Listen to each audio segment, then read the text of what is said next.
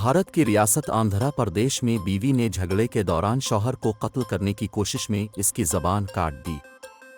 मकामी मीडिया की रिपोर्ट्स के मुताबिक यह वाक़या ज़िला करनौल में पेश आया। जोड़े ने 8 साल कबल मोहब्बत की शादी की थी, ताहम अक्सर मियाँ बीवी में किसी न किसी बात पर झगड़ा रहता था। गुज़िश्ता रोज़ झगड़े के दौरान बीवी ने शौहर को कत्ल करने की कोशिश की और कैंची से इसकी ज़बान काट दी। मुतासरा शख्स को इलाज के लिए फौरी अस्पताल मुंतकिल किया गया।